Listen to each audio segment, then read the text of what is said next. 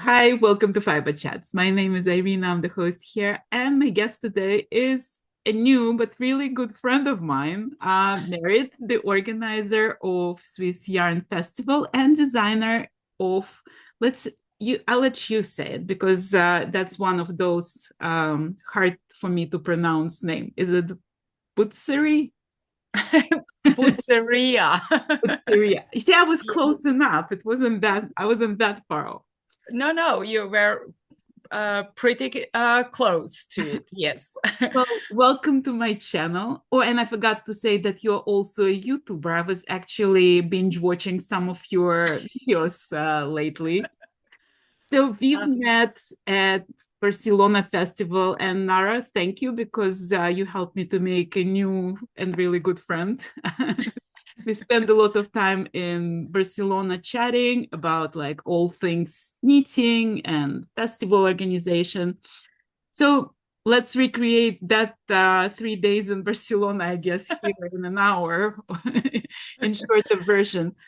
Um, how did you even start knitting? How did you get into that? oh, I learned to knit actually when I was a little child because of the elderly ladies, neighbors. Mhm. When they had a look on us children, they started to teach us knitting, so we couldn't run like crazy around, and they had us under control, something like that, I guess. And then, of course, in Switzerland, is common that you learn it in school, Mhm. or it was. Now it changed, but yeah, then we start with in the third grade, I think. Then we are around 10, 11. We have crafts. So, like when they teach you in school, it's not just knitting, it's like knitting and crochet and sewing, like a little bit of everything.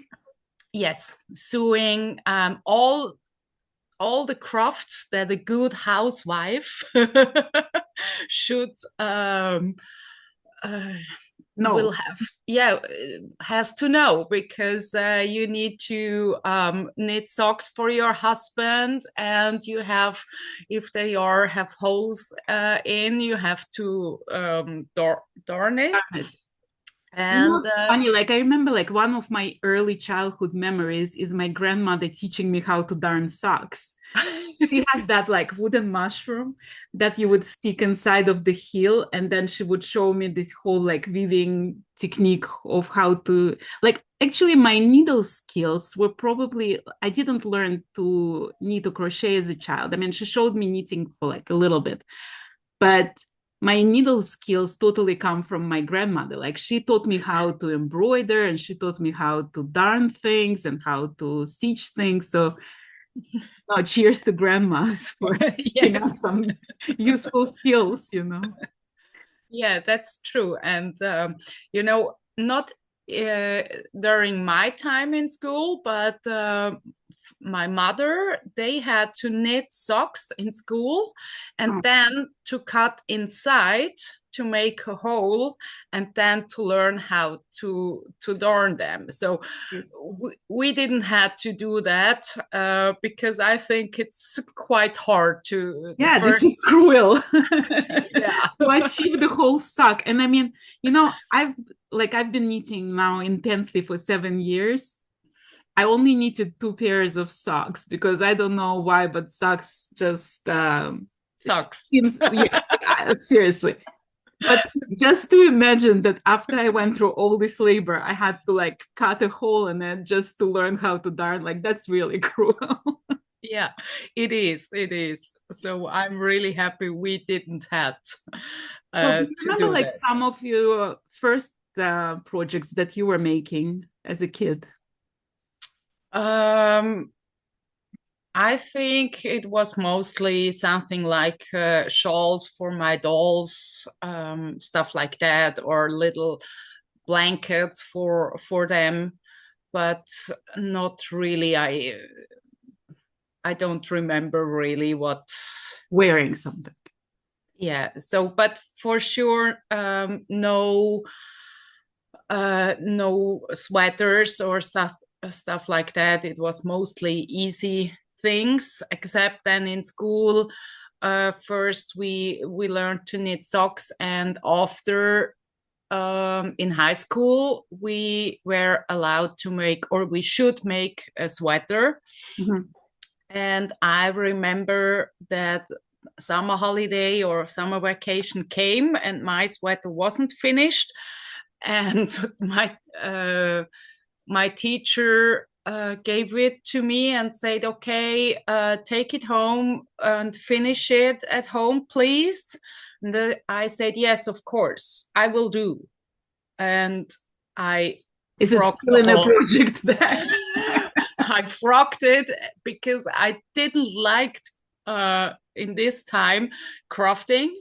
Yeah. And so I just frocked it and thought, come on, nobody will know it except now. Well, And how did it become a thing in your life? Like when did you start knitting for joy? this was 22 years ago. I was home with after a car accident, and I had problems in my left arm with a nerve that, especially at night, he woke me up because my hand made all the time this, Like and it jerk was movement. really, yeah. I thought then, hey, come on, that's the same movement like you do while knitting. So I was looking around at home. I knew that I have some needles and some yarns from my grandma somewhere stored. And I got it and started to knit. And when I was knitting the whole day enough, my nerve was really, really calm That's at night. interesting. That's so interesting. It's like it's basically like a physical therapy for your hand. Yeah, Yeah. but the physiotherapist couldn't help me.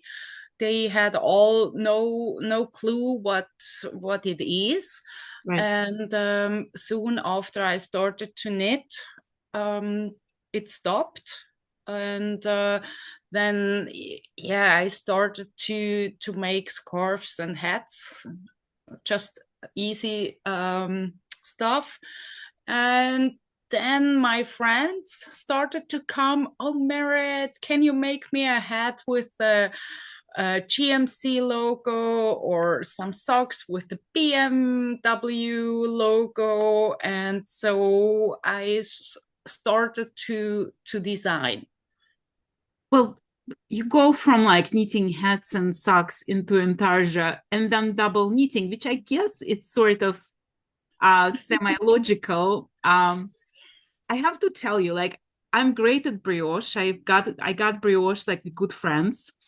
Um, I can do lace, I can now stick, I can do intarsia, I can do a lot of things.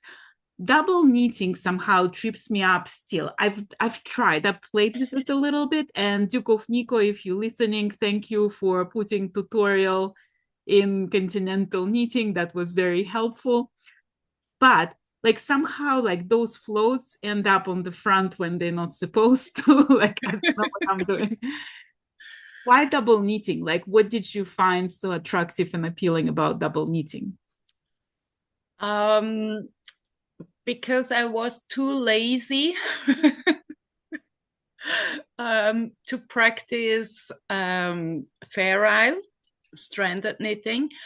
And then I found double knitting where you don't have actually floats like in stranded knitting. And I made a lot of designs with long distance floats, and with double knitting it works really pretty well because you don't have these very long floats, because it's always the rhythm of K1 P1 just with Right. two colors.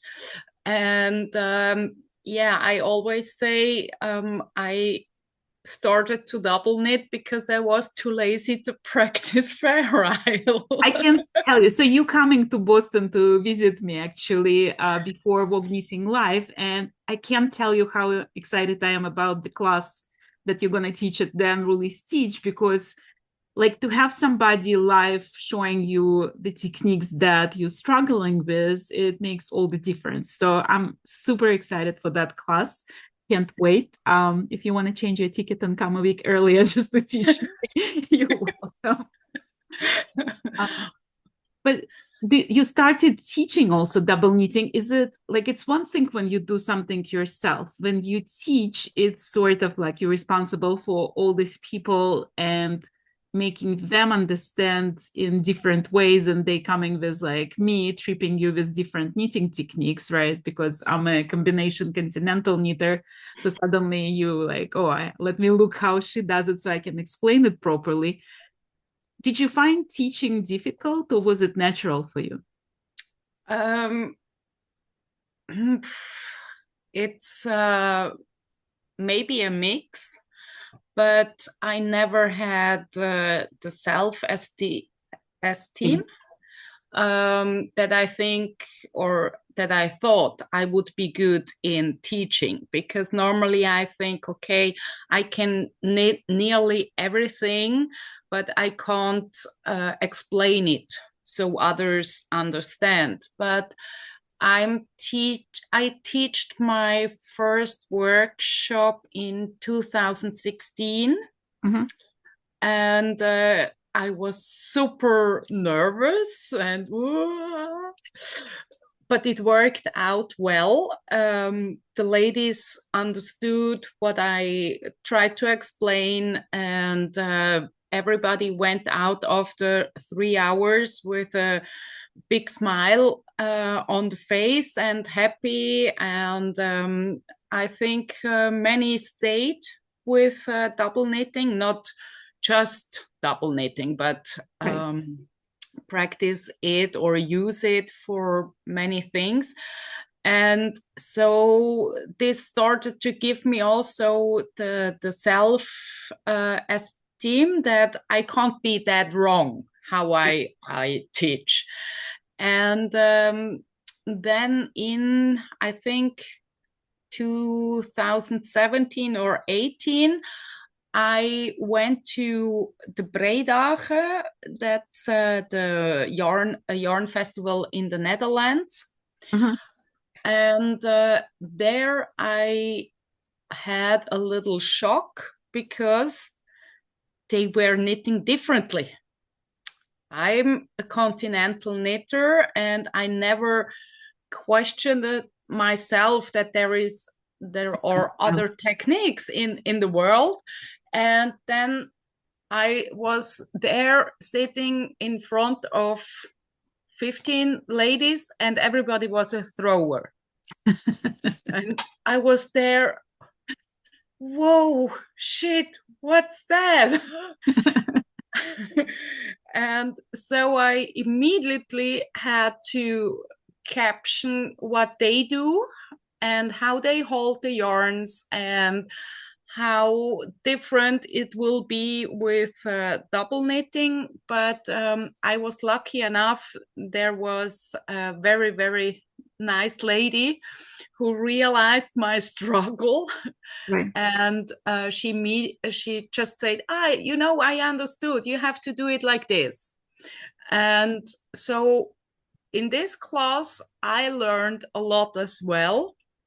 Yeah. And now I'm not anymore shocked if somebody is coming and say, oh, I do another purling, or I do a combination of throwing and continental style. So I really figure it out most. Right.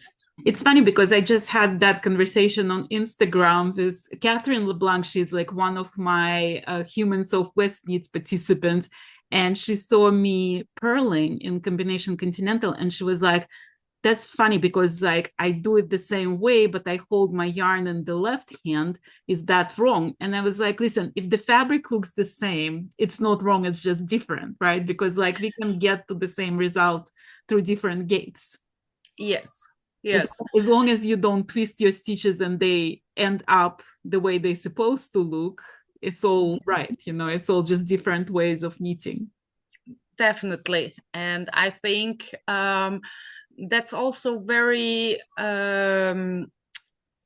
spannend, very interesting that in the whole world we all do the same, but in so many different ways. And I think it's really fascinating to see all the different techniques everybody has. And like the purling I saw on your YouTube channel with the combination continental, and I tried it now on my last cardigan and started to purl like you do.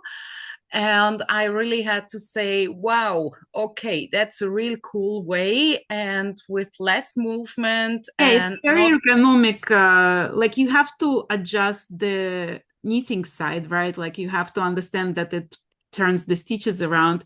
But like once you understand the construction of fabric and how the stitch is supposed to be mounted, and by the way, if you guys confused about this conversation, I have a playlist that's called Combination Continental Knitting Playlist, and it explains majority of techniques for combination continental, including decreases and including ribbing. So you can see everything there if you're interested. But the actuality of it, that combination purling, like from all the purling that I've seen, like Norwegian and the English and whatever, it's really like very ergonomical because you're making the least amount of movement.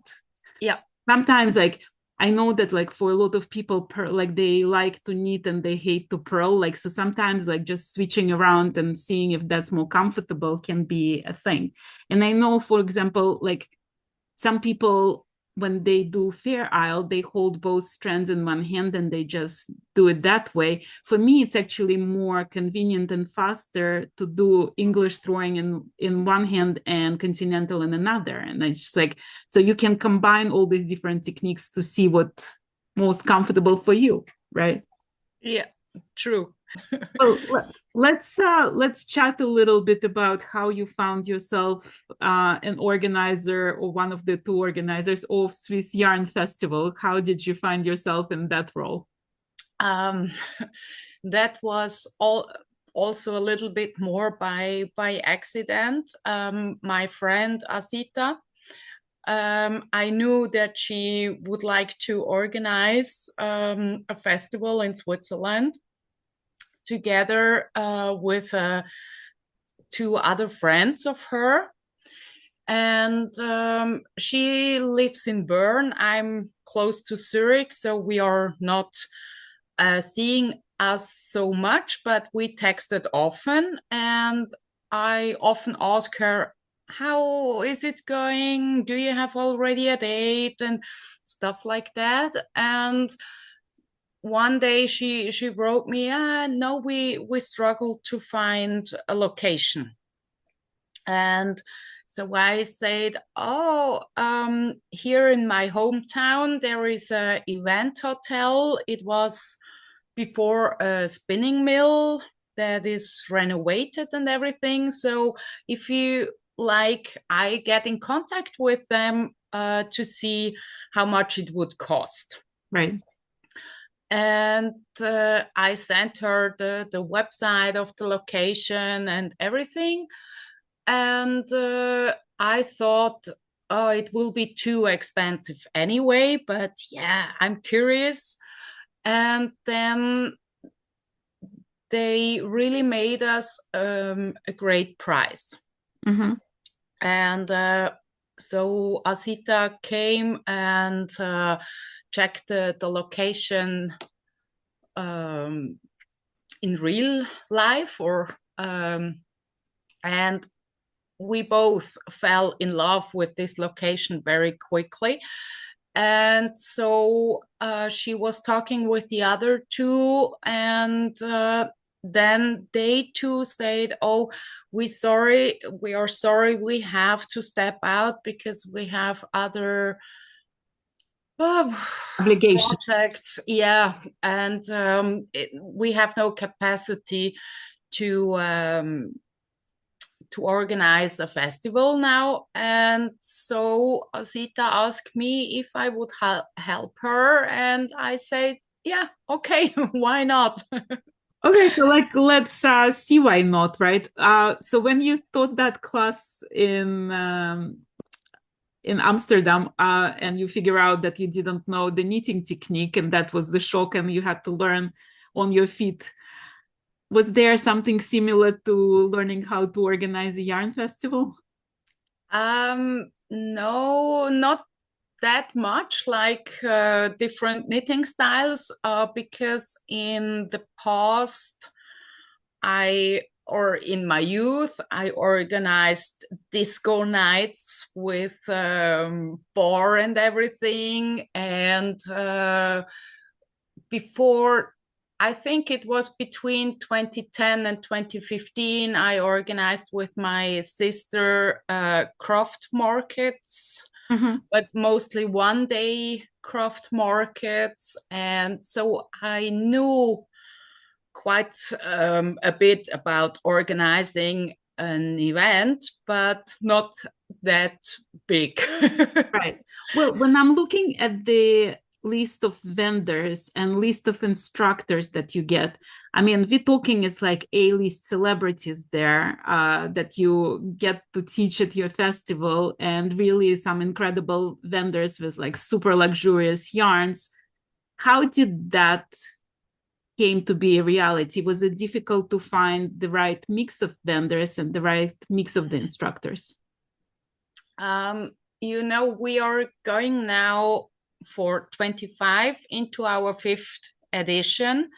So we started in 19, very small. And I think in 19, now we have around 75 vendors. And in 19, it was something around 45, I guess. Yeah. And we build it up like slowly. Slowly, yes. And we always do on an application basis. So we have to, or we can also sort out, or we see what comes, because we always say we don't like to have first come first save. Yeah. So because we would like to have a strong influence of the marketplace, of what will be there. Otherwise, we maybe have 20 vendors with the same stuff. Yeah. Yeah. And this would be boring for the vendors as well as like for the visitors. And we slowly built up, and somehow they like to be with us.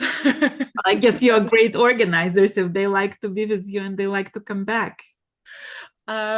Yes, we get a lot of compliments that we are really well organized, and we try just our best, because we are a team of two, and we try to make like departments. So Asita has her departments and I have my departments. And this gives a little bit more room and air to concentrate, not on everything, but on your main actions. And I think that really works well. Right. So when it comes to festivals, right, like there is a lot of work that goes behind the scenes that people who visit the festival just like totally unaware of. And it's basically like, from what I've heard from the few festival organizers that I interviewed, a full-time job for the whole year for many people. When do you start preparing for the next year festival?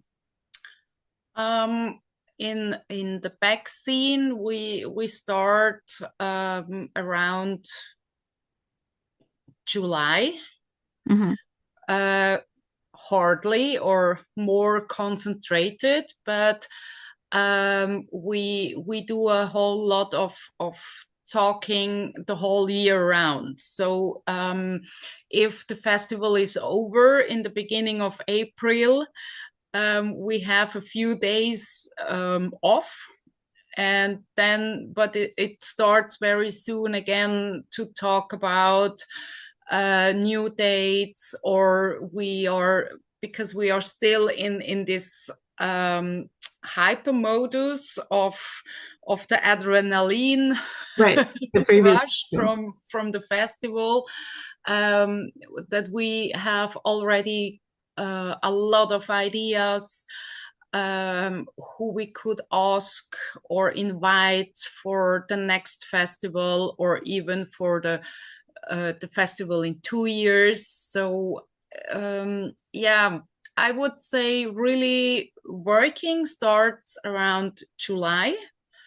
Then we start to prepare everything on the website, and also Instagram account to feed it with photos from the last festival.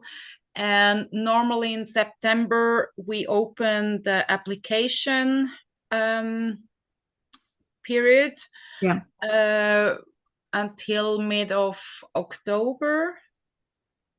And then, yeah, mid October, it really starts again, because then we have to check what we got and where we can place. And we have some booth sizes Mm-hmm. given, but normally the vendors can really choose their own space, how big they want it or small. And then it's always like Tetris. Right. Like to fit everything inside. Well, are Yeah. you concerned with that? Because like the more popular your festival becomes, the more people want to vend there and the more people want to come. Are you concerned that you're gonna grow out of the space? Yes, we are. Or let's say on a different way, or from another angle, um, we are we have limited space, because we have these 3 halls or rooms in the location, and that's it. And that means we can't grow from 75 vendors this year to 100, But I think Asita and me, we like to stay in this size, Mm-hmm. um, and to serve also the visitors with a great collection. And that means also that sometimes in a year you get chosen as a vendor, but maybe next year somebody else is chosen. So it's Yeah. also a natural, how you say, Like um, selection. yeah, and a mix, Yeah. from. And I like that because like there are some festivals like for example Rhinebeck, right? Where you see not only the same vendors most of the time, but they also stay in the same exact location most of the time. So it's hard for the new vendors to get in. So sometimes like when you come to the festival and you don't know what mix you're gonna encounter there, it makes it more interesting for visitors to come year after year, because at the end of the day you're doing it for your visitors mostly. Yes, and I think if I go to a yarn festival, um, if I go yearly there, and I have every year the same Right. vendors, um, there is a day coming where I say, okay, I don't need to go because I can't see anything new. And if you change, not everybody, of course, but Right. you get in some new vendors, it makes everything more interesting. Well, what I love talking to you, um, you were talking about the vendors, and I could see like the enthusiasm coming from you about that particular vendor. You would be like, oh my God, like this woman, she makes the best cases for the needles, and I have four of them because I was looking for the best cases for the like things like that, right? To me, this is like really interesting to see how you pick the vendors based on what they bringing to the market, because it's like you said, if it's 25 of the same yarn vendors, it's boring for everyone. But to find those gems, some accessory makers, bag makers, or like jewelry makers, or whoever who complements the yarn selection and also have different types of yarn, is it hard for you to like to choose those vendors when everybody applies and you want to bring everyone there, but you limit it to 75? Yeah, that's I would say the most hardest job for me, and not really the most favorite job, Yeah. um, because I don't like to say no to somebody, and I know also that sometimes it needs quite a lot of courage, Great curation. courage to apply to a festival for especially small vendors.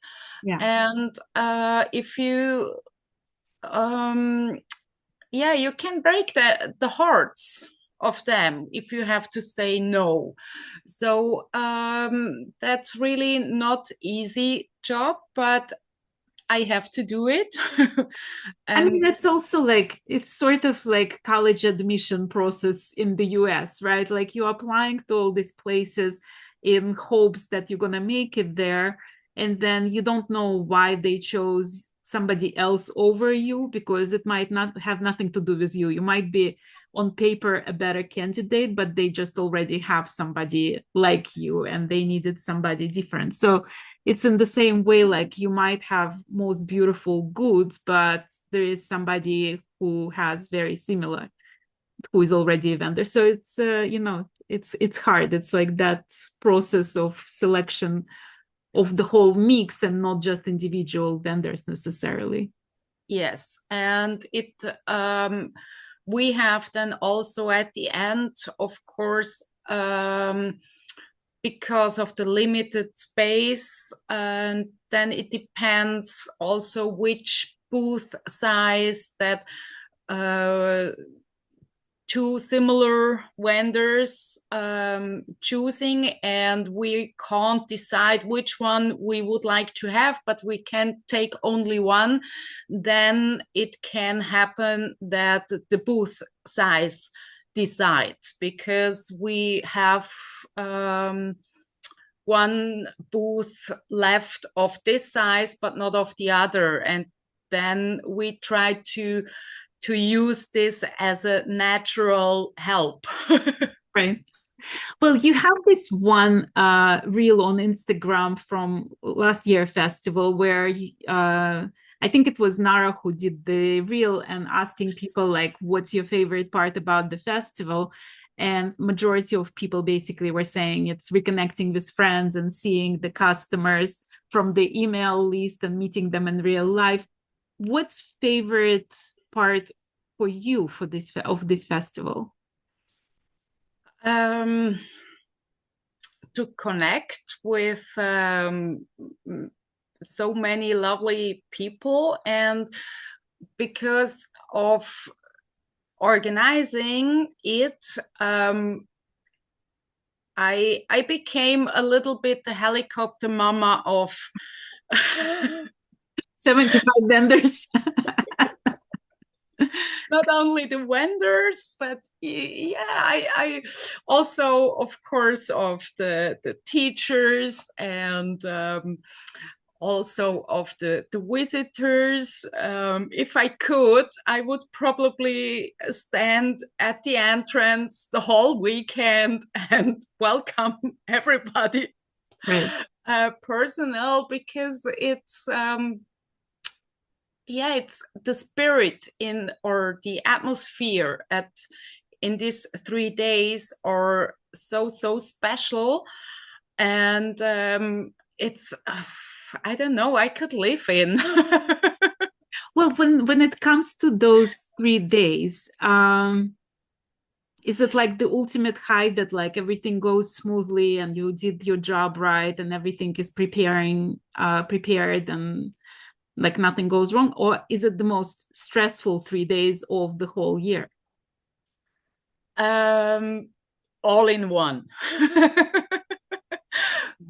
In 23, this the edition I organized by myself, because Asita was still in her baby break.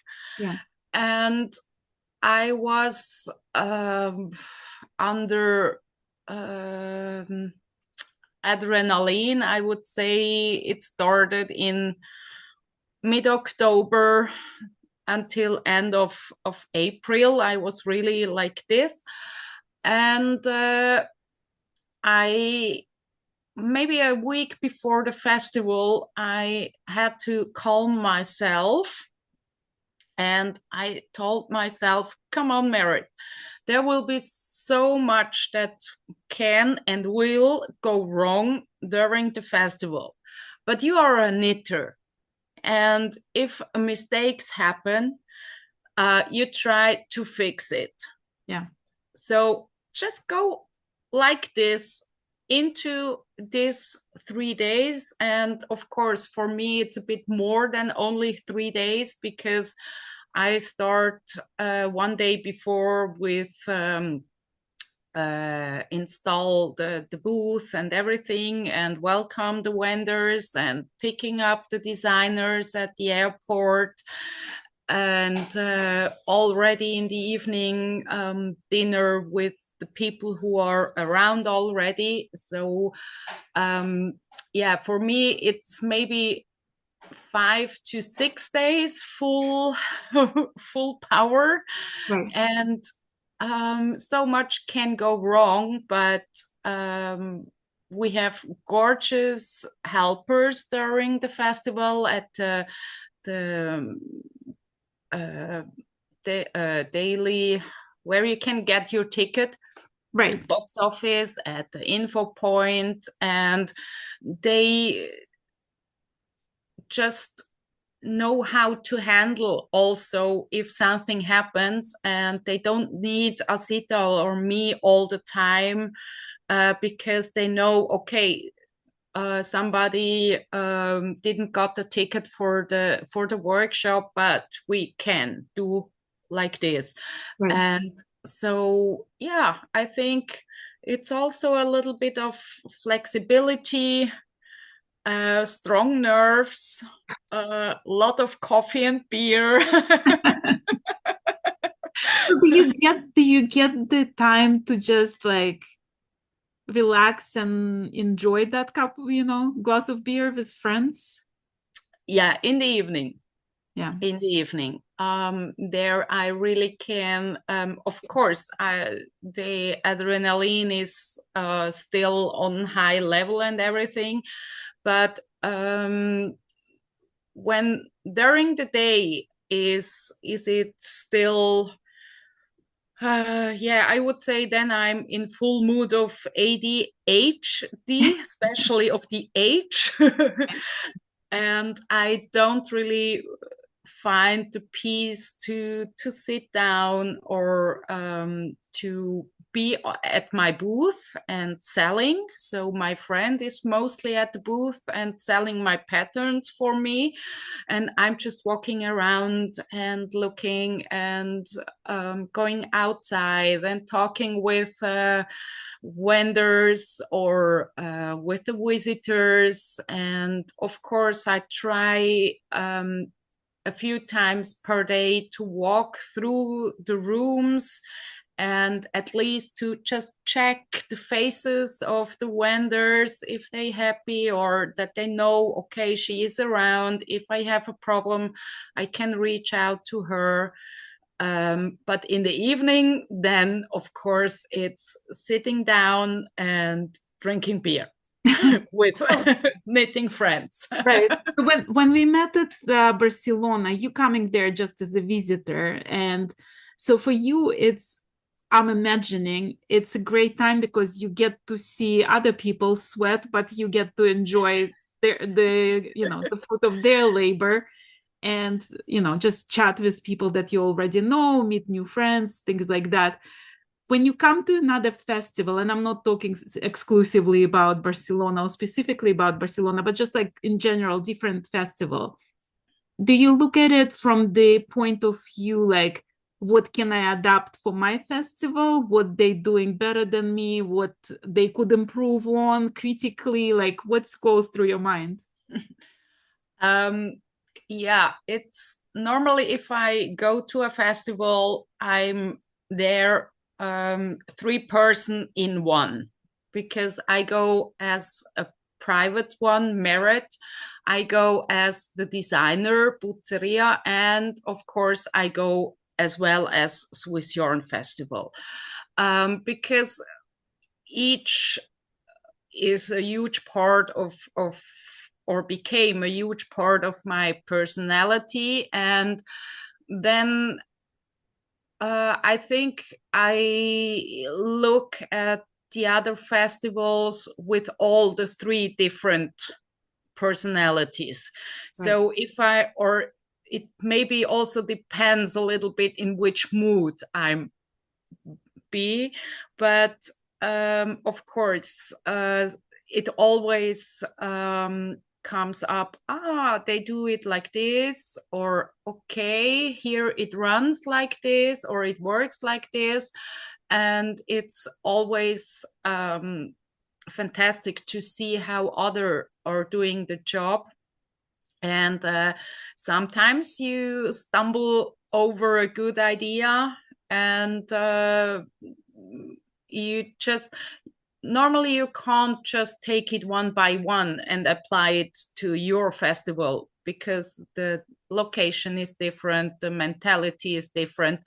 But if you try to see how can I adapt it to my festival, it's not that bad to get inspiration. Right. Well, let's go a little bit sideways, I guess, to the third personality of you as a designer, because here we just heard about how much work goes into organizing Swiss Yarn Festival, but yet you are a full-time knitwear designer. And not only you do knitwear designs, you do very complicated knitwear designs. How do you find time and how do you prioritize? Like what makes priority, right? The most priority is for me to knit, of course, and the designing is sometimes quite a hard job, not the design itself, because my head is full of ideas, and sometimes there is just one idea which bothers me enough that I go and look for yarn and needles and try to knit it. But to write the pattern, it's sometimes a little pain in the. I hear you know what the funny part? I just designed like, and I'm so like new to the world of design. I called myself a hesitant designer because I enjoyed the process of coming up with new ideas. I really passionately dislike writing patterns. Like, it just brings me zero joy, like zero. And naturally, I'm more of a chart knitter. So, like, give me the most complicated Shetland lace chart and I'll knit through it. But to basically, like, I know that a lot of people prefer the written instructions, and charts are like the newer thing. And for a lot of people from the a little older than been doing knitting for longer than me, it's more they're more used to following the written instructions. So I spent one full day writing written instructions for three not very complicated charts, but they're large charts. And it's like one full day that I was just sitting there, and I was like making sure that I didn't miss a comma and that I didn't miss a repeat. And like, am I writing the right symbol? Is there a space between knit and two and together? All these things. So which like brings me zero joy. And I'm like, I could have been knitting the whole day instead of I'm sitting here and writing these instructions here. So yeah. I hear your pain about it. That's my most problem as well, that computer work isn't so attractive, like sitting in a comfy chair and knit some beautiful yarn. So but with just knitting, I really don't earn any money. So and I have also my bills to pay like everybody.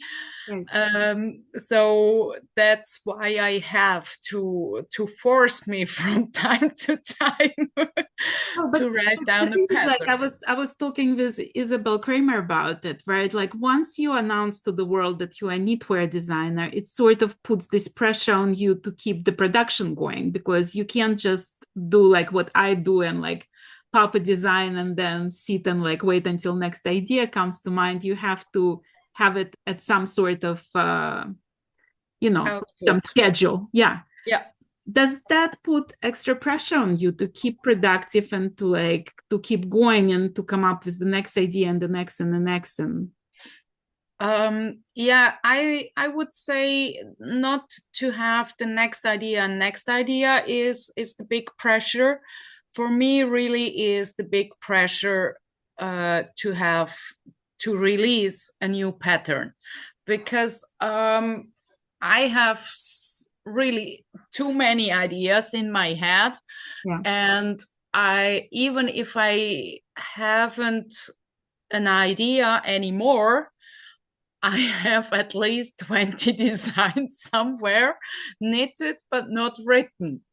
So then I can, without any problem, I just can take an old design that isn't published and could write it up. So maybe it would be maybe good to have once a break with ideas, so I could write them up. Because my friend Christine, she is one of my main test knitters, and she normally starts to test knit the patterns even before they were tech edited or really nicely written.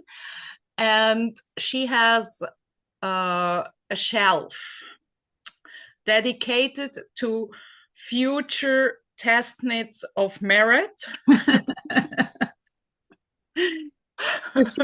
She keeps you accountable, basically, because it's on your shelf there. Yeah, and she always says, have you seen? No pressure. I don't want to pressure you, but I already have the yarn for at least 5 test knits. Yes, I know. Well, I guess it's a good problem to have in a sense. But so yesterday was the first time when I actually did a test call, because usually since I'm right now working on my 4th design, right? Like, usually it's funny word for that. But in the previous designs, I would ask my friends, because I made a lot of friends along the way, as I'm sure you have, to like, does anybody wants to test it for me? And here I was like, you know what? I don't want to harass the same people because Christmas is coming and I'm sure everybody's busy with their needs. So I just did the public test call in my group on Facebook, Knitters Gonna Knit. And Mhm. within 5 or 7 minutes, I had to take that test call down because I already had like 11 testers sign up. Do you have hard time finding new testers, and do you ever look for new testers?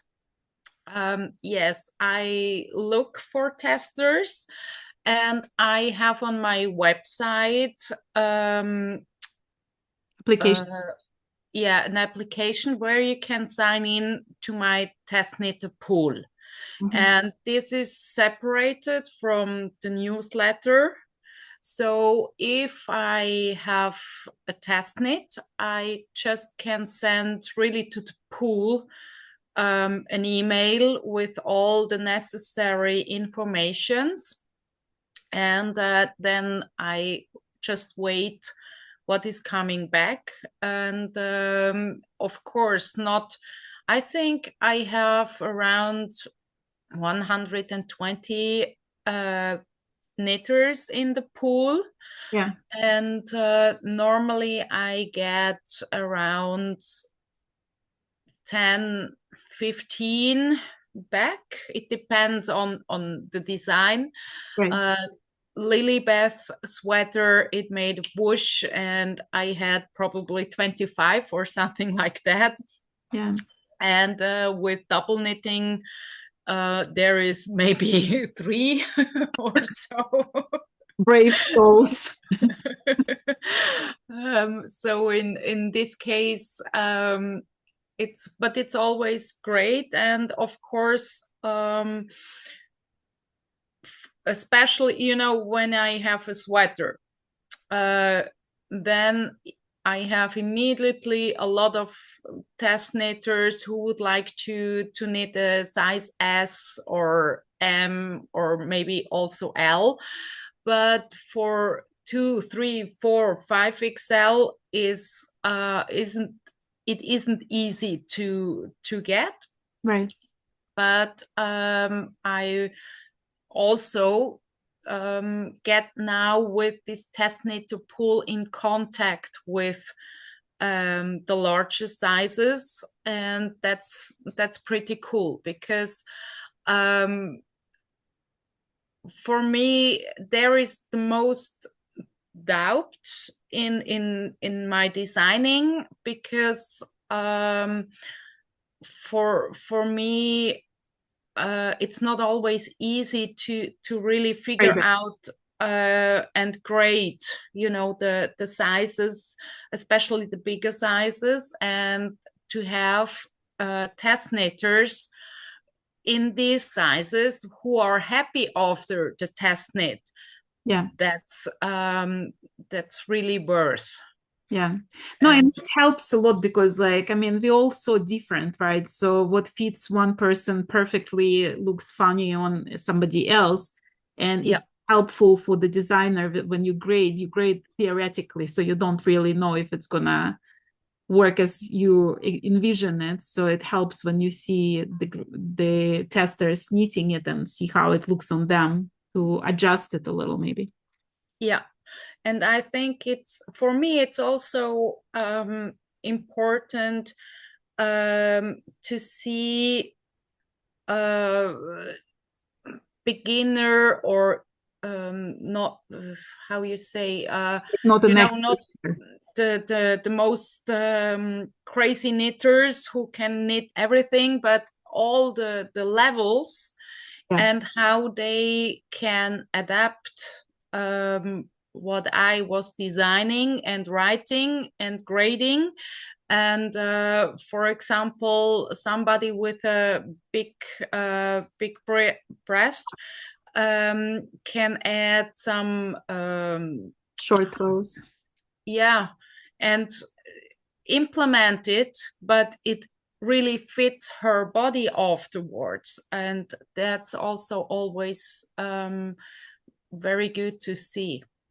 Do you have hard time writing like the number of details that goes into pattern, like how much to explain as to not over explain, but explain enough that like a beginner knitter could follow the pattern? In the beginning, I had a real hard time because I often forgot a lot of things in my head that was clear for me to bring to the paper.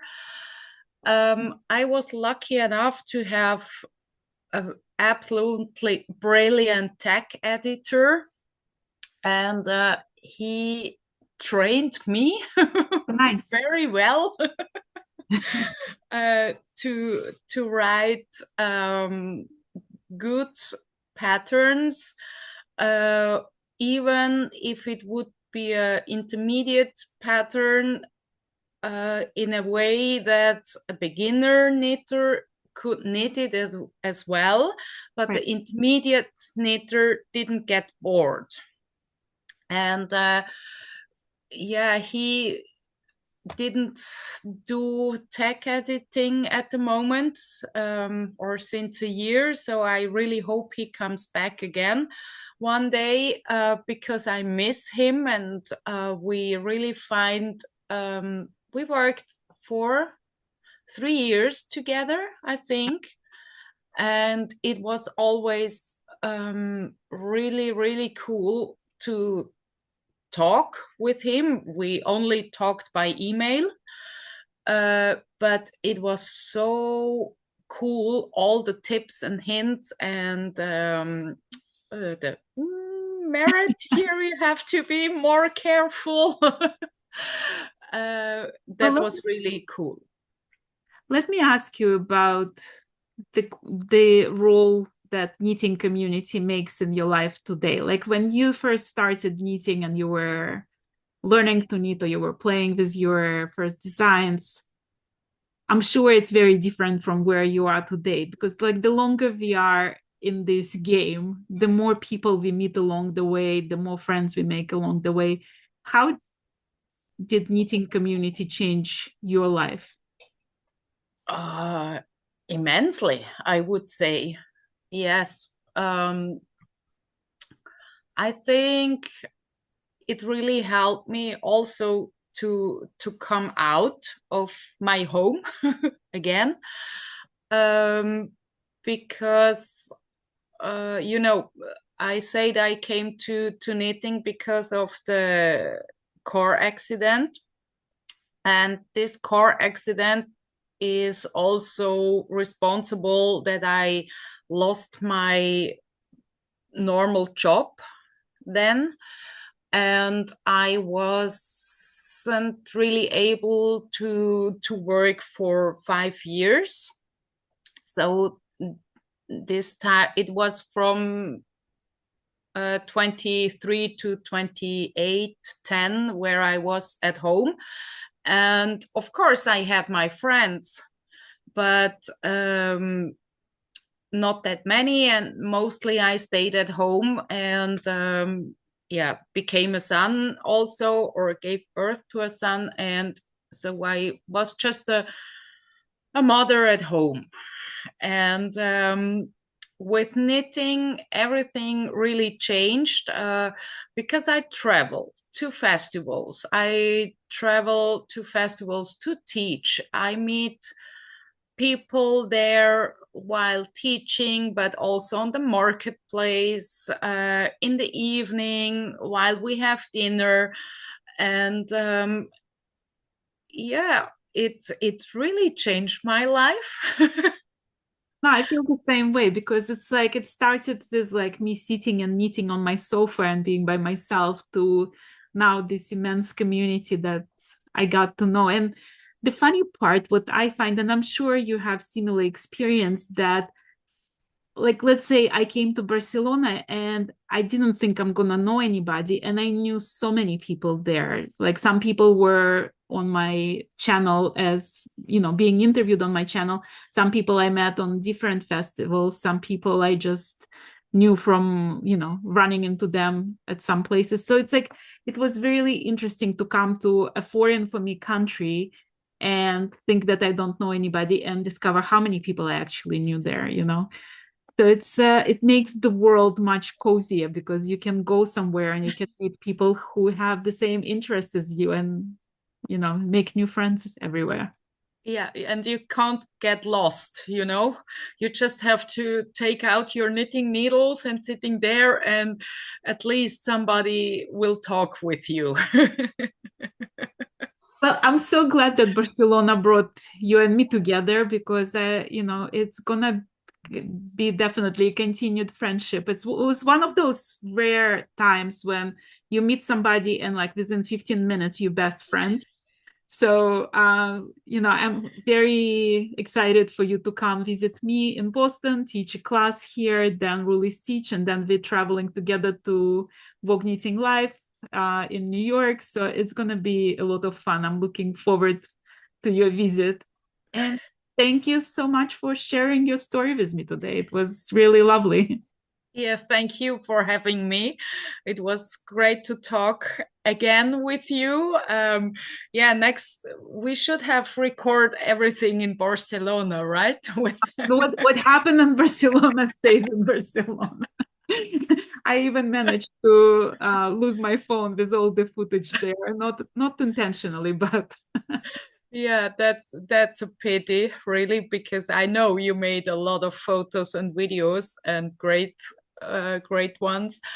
But yeah, it was really also one of the best thing that happens in Barcelona to me, that Nara brought us together, and I'm totally excited to come to Boston and to visit you and to go with you to Walk Knitting Live. I'm sure it will be it's going to be hell fun. it's going to be fun for sure. Yeah. Well, thank you so very much. Thank you. Thank you.